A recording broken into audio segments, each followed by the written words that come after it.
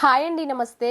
ఈరోజు మన కిచెన్లో హోటల్ స్టైల్ బిర్యానీ గ్రేవీ కర్రీని చాలా సింపుల్గా టేస్టీగా ఎలా ప్రిపేర్ చేసుకోవాలో ఈ వీడియోలో మీకు చూపిస్తాను. ఈ బిర్యానీ షేర్వాని ఎక్కువ మసాలా వాడకుండా చాలా తక్కువ మసాలాతో ఎంతో టేస్టీగా సింపుల్ ప్రాసెస్తో ప్రిపేర్ చేసుకోవచ్చు. తయారు చేయడానికి ఎక్కువ టైం కూడా పట్టదు. ముందుగా మసాలా కోసం ఇక్కడ నేను కొన్ని మసాలా దినుసులు తీసుకున్నాను. ఆ తర్వాత వీటిలోకి కొంచెం ధనియాలు కూడా వేసేసి వీలైనంత మెత్తగా పొడి చేయాలి.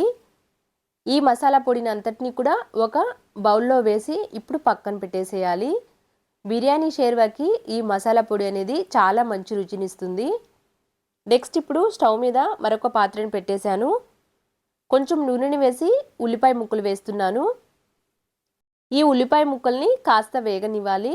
గ్యాస్ని మీడియం ఫ్లేమ్లో పెట్టేసి ఇలా నిదానంగా కలుపుకుంటూ కాస్త వేయించిన తర్వాత ఒక టమాటాని ఇలా ముక్కలుగా కట్ చేసి వేశాను.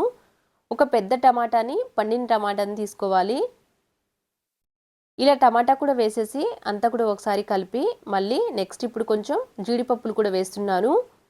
ఇలా వేసేసి లాస్ట్లో కొంచెం చింతపండు కూడా వేశాను. చింతపండుని ఎక్కువ వేయద్దు, జస్ట్ కొంచెం మాత్రమే వేయాలి. ఇలా వేసేసి అంతా కూడా కలిపి మూత పెట్టి ఒక 3 నిమిషాల పాటు మగ్గించాలి. వీడియోలో చూపిస్తున్న విధంగా ఇలా మగ్గించిన తర్వాత అంతా కూడా ఒకసారి కలిపేసి స్టవ్ ఆఫ్ చేసేయాలి. ఈ మసాలా ఉంటే బిర్యానీ షేర్వాకి చాలా మంచి రుచి వస్తుందండి. ఇప్పుడు స్టవ్ ఆఫ్ చేసేసి పక్కన పెట్టి పూర్తిగా చల్లారిన తర్వాత మిక్సీ జార్లోకి తీసుకోవాలి. నెక్స్ట్ ఇప్పుడు కొంచెం నీళ్లు కూడా వేసి వీలైనంత మెత్తగా పేస్ట్ చేయాలి. ఈ పేస్ట్ని ఇప్పుడు పక్కన పెట్టేసి స్టవ్ మీద మళ్ళీ అదే పాత్రని పెట్టి తగినంత నూనెని వేశాను. నూనె వేడైన తర్వాత నెక్స్ట్ ఇప్పుడు కొంచెం షాజీరాని వేస్తున్నాను. ఆ తర్వాత సన్నగా కట్ చేసి పెట్టుకున్న ఉల్లిపాయ ముక్కలు అలాగే ఒక 2 పచ్చిమిరపకాయలని కూడా కట్ చేసి వేశాను. వీటన్నిటిని కూడా లో టు మీడియం ఫ్లేమ్లో పెట్టి వీడియోలో చూపిస్తున్న విధంగా ఇలా కాస్త వేగనివ్వాలి. ఆ తర్వాత ఇప్పుడు కొంచెం పసుపుని అలాగే రుచికి తగినంత ఉప్పుని నెక్స్ట్ రుచికి తగినంత కారం కూడా వేసేయాలి. కారం వేసిన తర్వాత ఎక్కువసేపు ఉంచొద్దు. ఇలా కారం వేసిన వెంటనే కలిపేసేయాలి, లేకపోతే మాడిపోయిన వాసన వస్తుంది. అంతా కూడా కలిపేసి మళ్ళీ వెంటనే మనం ముందుగా పేస్ట్ పట్టాం కదా, ఆ మసాలా పేస్ట్ కూడా వేసేసి అంతా కూడా కలిపేయాలి. ఇప్పుడు కొంచెం ఫ్రెష్గా దంచి పెట్టుకున్న అల్లం వెల్లుల్లి పేస్ట్ కూడా వేశాను.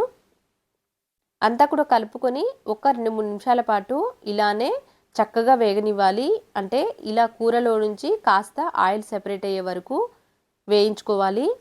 ఇక్కడ చూడండి, వీడియోలో చూపిస్తున్న విధంగా ఇలా ఆయిల్ సెపరేట్ అయిన తర్వాత ఇప్పుడు మళ్ళీ ఒకసారి అంతా కూడా కలిపేసి గ్రేవీకి తగినంత వాటర్ని తీసుకుంటున్నాను. ఇక్కడ షేర్వా అనేది కాస్త పలుచగా కావాలి అంటే నీళ్ళు కొంచెం ఎక్కువ వేయాలి, కాస్త తిగ్గా కావాలి అంటే నీళ్ళు కొంచెం తక్కువ వేసుకోవాలి. ఇక్కడ నేను కాస్త తిగ్గా కావాలి కాబట్టి తక్కువ నీళ్ళని వేశాను. ఇలా తగినంత వాటర్ కూడా వేసేసి అంతా కూడా కలిపేసేయాలి. లాస్ట్లో కొంచెం ధనియా పౌడర్ని కూడా వేస్తున్నాను.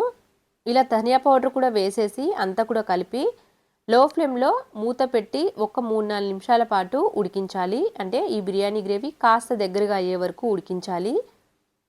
ఇక్కడ నేను మూత పెట్టి ఒక 3 నిమిషాల పాటు అలా వదిలేస్తున్నాను. లో టు మీడియం ఫ్లేమ్లో 3-4 నిమిషాలు ఉడికించిన తర్వాత ఇప్పుడు ఇలా గ్రేవీ దగ్గర పడింది. నూనె సెపరేట్ అయిన తర్వాత సన్నగా కట్ చేసి పెట్టుకున్న కొత్తిమీర ఆకును కూడా వేసేసి అంతా కూడా కలిపి ఇప్పుడు స్టవ్ ఆఫ్ చేసేయాలి. బిర్యానీ షేర్వాని ఇలా తక్కువ మసాలాతో చాలా సింపుల్గా ప్రిపేర్ చేస్తే టేస్టీగా ఉంటుందండి. చూశారు కదా, ఇప్పుడు స్టవ్ ఆఫ్ చేసేసి పక్కకు పెట్టేస్తున్నాను. ఇలా ప్రిపేర్ చేసిన బిర్యానీ షేర్వాని రైస్, రోటీ, చపాతీస్లోకి ఎలా తీసుకున్నా కానీ చాలా రుచిగా ఉంటుంది. అంతే అండి. Thank you for watching.